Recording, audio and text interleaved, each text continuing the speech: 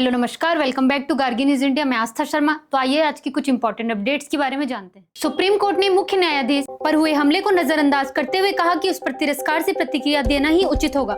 Justice Suryakant और justice जय माल्या बागची की पीठ ने कहा कि अदालत द्वारा की गई कोई भी कार्यवाही स्थिति को और बढ़ा सकती है। इस पर सुप्रीम कोर्ट बार एसोसिएशन ने कहा कि संस्था को मजाक नहीं बनने दिया जा सकता।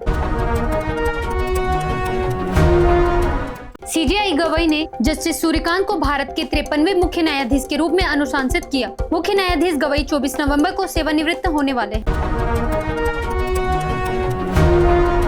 स्टे डॉग्स के मामले में सुप्रीम कोर्ट ने राज्यों और केंद्र शासित प्रदेशों को आदेशों का पालन न करने पर फटकार लगाई है। शीर्ष अदालत ने पश्चिम बंगाल और तेलंगाना को छोड़कर सभी राज्यों और केंद्र शासित प्रदेशों के मुख्य सचिवों को 3 नवंबर को अदालत में पेश होने का आदेश दिया है।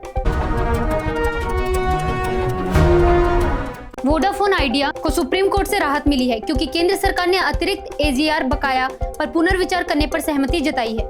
शीर्ष अदालत ने कहा कि वित्त वर्ष 2016-17 के लिए कंपनी से अतिरिक्त एजीआर बकाया की मांग पर सरकार का पुनर्विचार करना और उपयुक्त निर्णय लेना बिल्कुल सही है।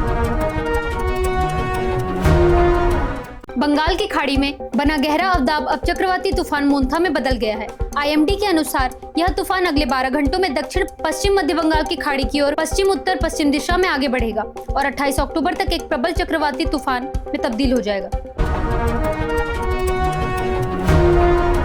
मद्रास उच्च न्यायालय ने तमिलनाडु में राजनीतिक बैठकों और रैलियों के लिए 10 दिनों के भीतर प्रारूप एसओपी तैयार करने का निर्देश दिया है।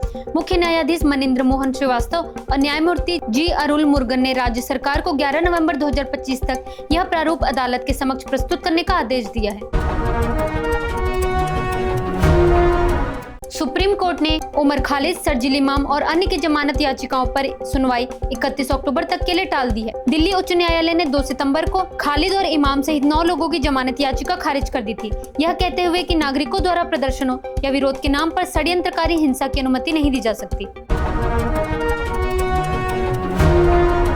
प्रधानमंत्री मोदी ने आंध्र प्रदेश के मुख्यमंत्री चंद्रबाबू नायडू से बात की। प्रधानमंत्री मोदी ने फोन पर मुख्यमंत्री नायडू से चक्रवात की स्थिति की जानकारी ली, जिसके बाद आईटी मंत्री नारा लोकेश को प्रधानमंत्री कार्यालय के साथ समन्वय करने के निर्देश दिए गए हैं।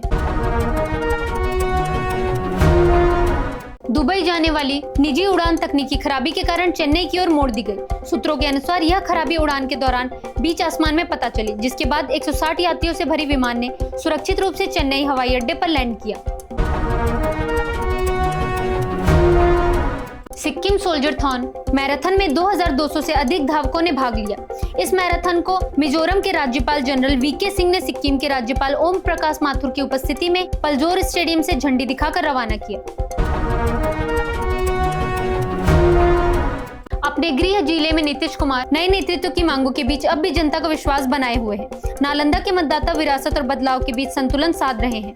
नीतीश की स्वच्छ छवि की सराहना की जा रही है, लेकिन 2 आम शिकायतें हैं: प्रशासनिक तंत्र का बढ़ता प्रभुत्व और जेडीयू विधायकों का असर। बाइडेन ने इन दिनों को अंधकारमय समय बताया और अमेरिकियों से फिर से उठ खड़े होने की अपील की। उन्होंने उन लोगों के उदाहरण दिए जो वर्तमान प्रशासन की धमकियों के बावजूद डटे हुए हैं। अर्जेंटीना के मध्यावधि चुनावों में मिलेई की जीत, जिस पर वॉशिंगटन की नजरें टिकी रही। मिलेई की पार्टी ला लिबर्टाड अवांजा ने राष्ट्रीय चुनावों में 40% से अधिक वोट हासिल किए, जिसके तहत कांग्रेस के निचले सदन की लगभग आधी सीटों का पुनर्निर्वाचन हुआ। डोनाल्ड ट्रंप व्यापार और सुरक्षा वार्ता के लिए टोक्यो पहुंचे। शी शिखर सम्मेलन से पहले ट्रंप की यह यात्रा दक्षिण कोरिया में चीनी राष्ट्रपति शी जिनपिंग के साथ होने वाले शिखर सम्मेलन के साथ समाप्त होने की उम्मीद है। डोनाल्ड ट्रंप और शी जिनपिंग की बैठक से पहले चीन ने कहा कि उसके बम वर्षक विमान ताइवान के पास उड़ान भरे हैं। चीन ताइवान को अपना हिस्सा मानता है, जबकि ताइवान रोजाना अपने लड़ाकू विमान और युद्धपोत द्वीप के आसपास के आसमान और जल क्षेत्र में भेजता है। हालांकि ताइपेई के रक्षा मंत्रालय ने हाल ही में किसी असामान्य गतिविधि की सूचना नहीं दी है। उत्तर कोरिया संयुक्त राष्ट्र प्रतिबंधों से बचने के लिए क्रिप्टो और आईटी कर्मचारियों का उपयोग कर रहा है। नेता किम जोंग उन के नेतृत्व में प्योंगयांग ने हाल के वर्षों में साइबर अभियानों को तेज किया है और सख्त प्रतिबंधों के बीच हैकिंग को विदेशी मुद्रा का एक प्रमुख स्रोत बना लिया है। श्रेयस अय्यर इंटरनल इंजरी के बाद आईसीयू में भर्ती। भारत के वनडे उपकप्तान को ऑस्ट्रेलिया के खिलाफ मैच के दौरान पसली में चोट लगने के बाद सिडनी के अस्पताल में भर्ती कराया गया है। पीवी सिंधु ने पैर की चोट से उबरने पर ध्यान केंद्रित करने के लिए 2025 सत्र के शेष टूर्नामेंटों से नाम वापस ले लिया है। सिंधु ने सभी 2025 BWF टूर इवेंट से हटने का फैसला किया है। फीफा अध्यक्ष जियानी इन्फेंटिनो ने दक्षिण पूर्व एशियाई देशों के लिए नए आसियान कप टूर्नामेंट की घोषणा की। इन्फेंटिनो ने बताया कि यह टूर्नामेंट फीफा के अंतर्राष्ट्रीय मैच विंडो के दौरान आयोजित किया जाएगा, जिससे दुनिया भर की लीगों के खिलाड़ी अपने राष्ट्रीय टीमों के साथ जुड़ सकेंगे। जेम्पा भारत के खिलाफ T20I श्रृंखला की शुरुआत से बाहर रहेंगे। संघा को टीम में शामिल किया गया। 23 वर्षीय संघा ने ऑस्ट्रेलिया के साथ T20 अंतर्राष्ट्रीय मैच खेले हैं, जिनमें उन्होंने अपनी लेग स्पिन से 10 विकेट हासिल किए हैं। नॉरिनको P60 की लॉन्चिंग को कम्युनिस्ट पार्टी अधिकारियों ने प्रेस बयान में इस रूप में प्रस्तुत किया कि बीजिंग कैसे डीप सीक और AI तकनीक का उपयोग करके अमेरिका के साथ अपनी हथियार दौड़ में तेजी ला रहा है। किर्गिस्तान ने बाइनेंस के सहयोग से राष्ट्रीय स्थिर कॉइन लॉन्च किया है। क्रिप्टो करेंसी एक्सचेंज बाइनेंस के संस्थापक चांगपेंग झाओ को मई महीने में किर्गिस्तान के राष्ट्रपति के डिजिटल संपत्ति सलाहकार के रूप में नियुक्त किया गया था। सॉफ्टबैंक ने OpenAI में शेष $22.5 अरब के निवेश को मंजूरी दी है। जापानी निवेश समूह के बोर्ड ने यह निवेश किस्त तभी स्वीकृत किया है जब आर्टिफिशियल इंटेलिजेंस स्टार्टअप OpenAI अपनी कॉर्पोरेट पुनर्गठन प्रक्रिया पूरी कर लेगा। केंद्रीय गृह मंत्री अमित शाह ने केंद्रीय मंत्री सर्बानंद सोनोवाल और शांतनु ठाकुर की उपस्थिति में मुंबई में इंडिया मैरीटाइम वीक 2025 का उद्घाटन किया। इस कार्यक्रम में महाराष्ट्र के मुख्यमंत्री देवेंद्र फडणवीस, उप मुख्यमंत्री अजित पवार और एकनाथ शिंदे, गोवा के मुख्यमंत्री प्रमोद सावंत, ओडिशा के मुख्यमंत्री मोहन चरण मांझी और गुजरात के मुख्यमंत्री भूपेंद्र पटेल भी शामिल हुए। राष्ट्रपति द्रौपदी मुर्मू ने भारत के पूर्व राष्ट्रपति श्री KR नारायणन की जयंती पर राष्ट्रपति भवन में पुष्पांजलि अर्पित की। श्री संजय कुमार श्रीवास्तव, महाप्रबंधक दक्षिण मध्य रेलवे ने आज अधिकारियों के साथ विजयवाड़ा रेलवे स्टेशन पर फुट ओवर ब्रिज का निरीक्षण किया। विजिलेंस अवेयरनेस वीक 2025 के तहत CRB एवं CEO श्री सतीश कुमार ने रेलवे बोर्ड के अधिकारियों और कर्मचारियों का नेतृत्व करते हुए सत्यनिष्ठा की शपथ दिलाई। इस अवसर पर उन्होंने पारदर्शिता बनाए रखने और भ्रष्टाचार के खिलाफ सामूहिक संकल्प को दोहराने पर जोर दिया।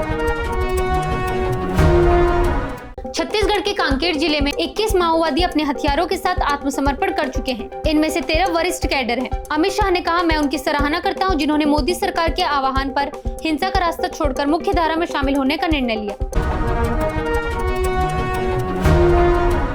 बेलगावी मार्ग से बेंगलुरु मुंबई सुपरफास्ट ट्रेन की शुरुआत और तुमकुर दावड़गेरे तथा बेलगावी धारवाड़ नई रेल लाइनों के भविष्य में पूरा होने के साथ हमारा मार्ग अब नया बेंगलुरु मुंबई मुख्य रेल मार्ग बनने जा रहा है।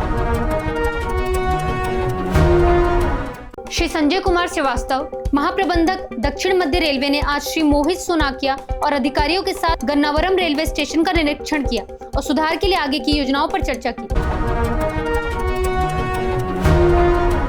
ECI ने 12 राज्यों में मतदाता सूची के विशेष गहन पुनरीक्षण के दूसरे चरण की घोषणा की। नई दिल्ली में हुई 2 दिवसीय मुख्य निर्वाचन अधिकारियों के सम्मेलन में सभी राज्यों और केंद्र शासित प्रदेशों की तैयारियों की समीक्षा की गई। हिमाचल मंत्रिमंडल ने मेयर और डिप्टी मेयर का कार्यकाल बढ़ाकर 5 वर्ष करने का निर्णय लिया। यह निर्णय शिमला नगर निगम के मेयर और डिप्टी मेयर को लाभ देगा, जिनका 2.5 साल का कार्यकाल नवंबर 2025 में समाप्त हो रहा है। जहाज सिंधु ने अंडमान में भारत के एकमात्र सक्रिय ज्वालामुखी की अपनी पहली यात्रा सफलतापूर्वक पूरी की। अधिकारियों के अनुसार 500 यात्रियों की क्षमता वाला यह जहाज लगभग पूरी क्षमता से चला, जिसमें द्वीप समूह के विभिन्न हिस्सों से आए 125 सरकारी स्कूलों के छात्र भी शामिल थे। सुप्रीम कोर्ट ने कहा कि कई राज्यों में डिजिटल गिरफ्तारियां हो रही हैं और लोग न्याय के लिए इधर उधर भटक रहे हैं। सुप्रीम कोर्ट बढ़ते डिजिटल धोखाधड़ी मामलों की CBI जांच पर विचार कर रहा है और फर्जी गिरफ्तारियों से जुड़े चिंताजनक मामलों के बाद समन्वित कार्रवाई की तत्काल आवश्यकता पर जोर दिया। नीतीश कुमार ने कहा, आज बिहारियों के लिए बिहारी होना गर्व की बात है। मुख्यमंत्री ने विपक्षी नेताओं का नाम लिए बिना इंडिया गठबंधन पर निशाना साधते हुए कहा कि 2005 से पहले जब आरजेडी सत्ता में थी, राज्य में पूर्ण अराजकता थी। प्रशांत किशोर के गृह क्षेत्र में जन सुराजवादों पर फैसले का इंतजार। जेएसपी नेता प्रशांत किशोर आखिरी बार 2017 में अपने पैतृक गांव कोनार आए थे, जब उनकी माता का निधन हुआ था। यहां के लोगों को उम्मीद है कि अगर उनके उम्मीदवार चुनाव जीतते हैं तो वह क्षेत्र में बदलाव ला सकते हैं। इंदौर घटना के बाद मध्य प्रदेश मंत्री ने क्रिकेटरों से कहा, बाहर जाने से पहले सूचित करें। इंदौर की एक अदालत ने 26 अक्टूबर को आरोपी अकील खान को 14 दिन की न्यायिक हिरासत में भेज दिया। सशस्त्र बलों के लिए उपग्रह अगले सप्ताह लॉन्च किया जाएगा। इसरो ने बताया कि GSAT-7R नामक यह मल्टी बैंड संचार उपग्रह भारतीय भूभाग सहित विस्तृत समुद्री क्षेत्र में सेवाएं प्रदान करेगा। जयशंकर और रूबियो ने आसियान सम्मेलन के दौरान भारत अमेरिका संबंधों और वैश्विक मुद्दों पर चर्चा की। यह बैठक दक्षिण पूर्व एशियाई देशों के संगठन शिखर सम्मेलन के इतर आयोजित की। तो ये थी आज की कुछ बड़ी खबरें। बने रहिए गार्गी न्यूज इंडिया के साथ और हमारी वीडियोस को लाइक एंड शेयर करना ना भूलिए। मैं आस्था शर्मा, धन्यवाद।